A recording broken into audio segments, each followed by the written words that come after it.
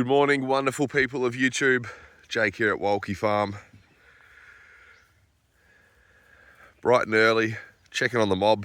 I've actually got a little farm tour this morning. My wife had an event yesterday that she does every year called Discussing Motherhood. She gets in 5 or 6 guest speakers from around the country and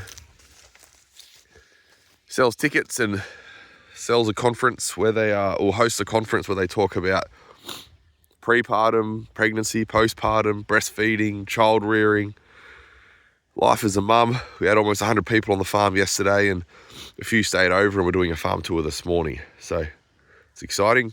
So I'm just checking on everyone, doing the loops around the farm. I like to get eyes on everyone early. I just poured out some rock salt. So I used some Lake Charm salt.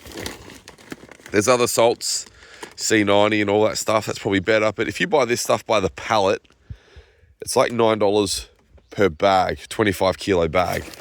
So your salt's like, 80 cents a kilo or something. So I like to have a pallet of that in the shed because I can just give it to the cows whenever. But also it's in the back of my head as a bit of a prepping thing. If I'm not much of a prepper. If I was a prepper, I'd be a horrible one. But it does feel nice having a lot of salt there, if for whatever reason you may need it. And we have used it for stuff. Different stuff apart from livestock. So there's the mob. Bit of a bigger paddock than what I would normally give them because I'm trying to skip them fast. I've got 2 paddocks on my farm that I'm not happy with ground cover in since we did the yeoman's ploughing. They just haven't responded as good as the others, and this is one of them, as you can see. Fair bit of bare ground, but there are plants down there trying to get up. Clovers, and then this, see, they've hit it. I looked up what that was yesterday. It's called spring grass.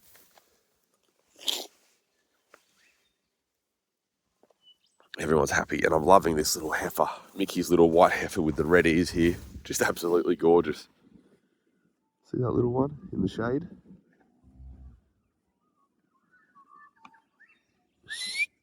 Look at the red ears. Hello. There's Mum up there, the black and white one.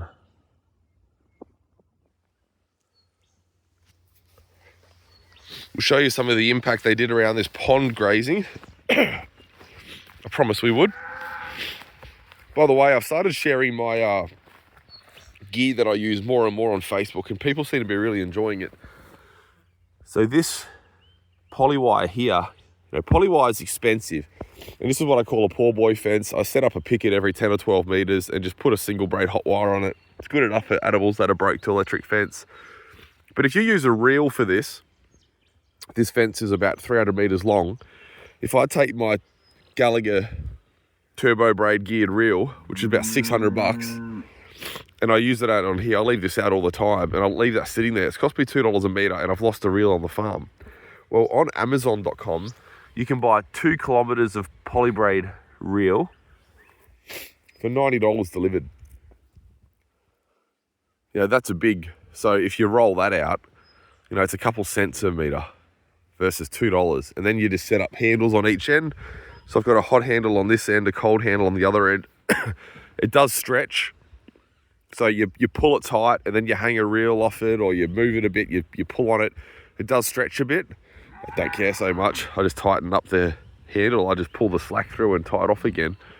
I've been using, I think the longest one I've had on the property is about a year old and haven't had any dramas. Carries a good charge. So there's your gear tip for today. 2,000 meters of polywire off, polybraid off Amazon. So here's where we did that grazing around the pond yesterday, and graze they did. If we come in here, you can see that they've stomped all this up, which is what I wanted. This, if you remember, all of this looked like that, which, like I said, is essentially concrete. We could get 100 mil rain on that. We're not going to grow anything. Just pour straight off. It dries out in the sun the next day. This, though, if we get 5 mil rain on that, it'll settle into the first couple mil, and there's seeds in there waiting to respond to an environment change. We've created an environment change. off we go. Yep, they've stood in there, they've peed in there, they've pooed in there. But if I do let them drink out of that pond again, it'll be at my discretion. It'll be 4 months, 9 months, 12 months, could be 2 years before I decide to let them back in this pond. I don't need it because we've got plumbed water. Look at this. They've smashed this thistle over. And in one day, that plant's corrected looking for the sunshine. Our plant's amazing. Incredible. I wanted to show you up here because if you remember, the fence was just here. We packed it up yesterday. You can see their greys line up here. We didn't graze it as hard as I thought they might. You know, I left them in here longer than I wanted because we had the event. You can see the marquee at the house is still set up. I'll be packing up all night. Well, not all night. I packed up yesterday and then we'll be packing up all day today is what I meant to say. Here we've got some fog grass, some brome, but the one that I'm really excited about, which I showed you, was this phalaris. Beautiful plant. And if you look at where the fence was, they've grazed, that's the phalaris there. That's going to bounce back really nicely because we had a good bit of moisture last week. It's a perennial, so it's got an established, substantial root system. It's reaching deep for moisture and nutrients. That's going to pump now, especially since the very soonest I would have animals on this again would be 2 months. So I'm confident this end of spring, start of summer, that plant's going to fully recover. Now what's interesting is the hot wire was right here. So Mickey gets on her knees and leans under as far as she can. And that's where she goes. She's a crack up. But we've still got a lot of phalaris, which is going to seed here. And it's very fine. See if we can get that fake. Very fine, small little seeds. So they're just going to blow all over the farm. I'm excited about that. Because I didn't have them graze as hard as I thought they might, they didn't go after these tussocks and briar rose like I shared they would. Guys, I want to apologise for all my sniffing and coughing. I know it's gross watching a video and someone's just spluttering. It's either make a video with sniffling or don't make a video. The allergies have been pretty bad this year. Last couple of years I basically had nothing. Two of the guests at the event yesterday left the event early because their allergies were hurting them so much. And another person told me they'd taken 3 antihistamines. I don't take antihistamines. They just screw me up and they do nothing. Nothing helps. I just got to muscle through. But here you can see these tussocks. They've grazed all these down. Now this has got to be some of the most rotten fibrous. Like that actually hurts my hand. That is sticky and sharp. It's gross. And these Nguni, look at them. I don't know about you folks, but if there's something on my property that is inedible and my cows convert it to beef for me, I get excited. Even though my gains on that'll be really low, like it's low in protein, it's low in energy. I'm not breaking any world records with it, but I still get excited. Really not very much on the briar rose this time around. Didn't pen them up hard enough. If I halved their area, I'm confident they would have really gone to town on it.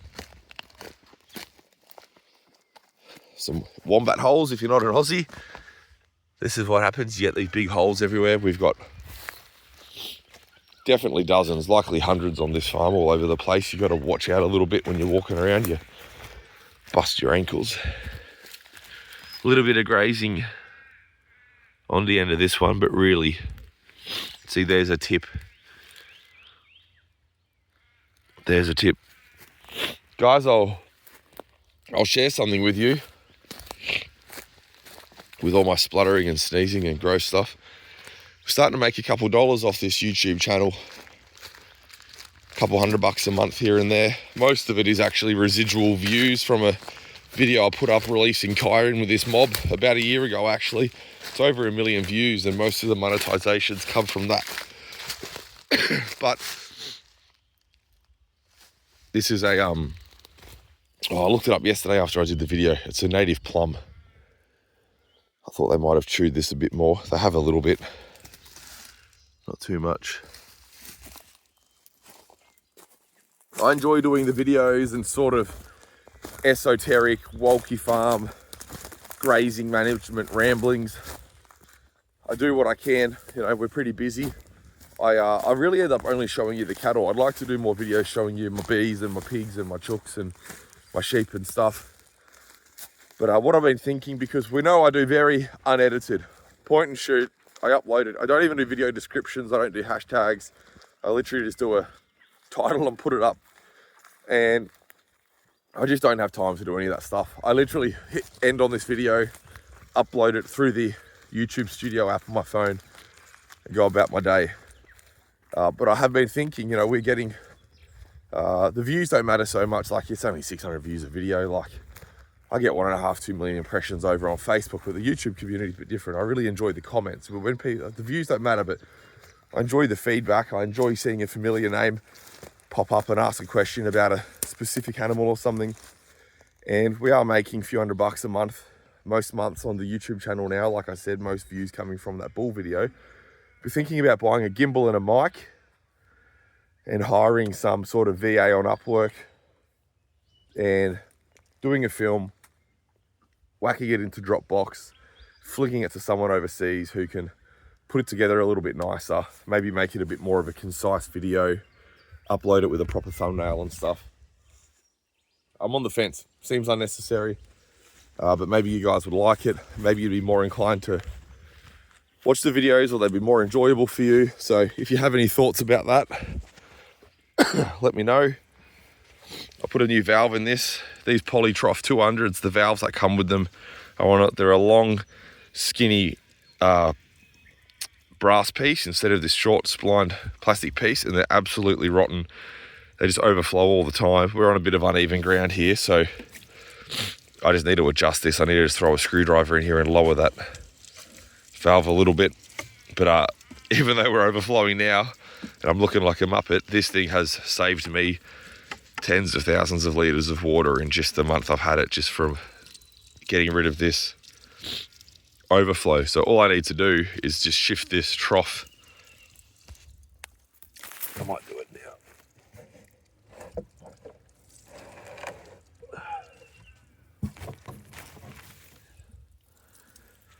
Shift it a bit, and I actually pulled that apart yesterday. I needed to put a different bit on it to attach to the water line that I've got here, so I've probably mucked with the float valve a little bit. Anyway, got to go do chooks and pigs, and then our tour's turning up. So you have a great day, everyone.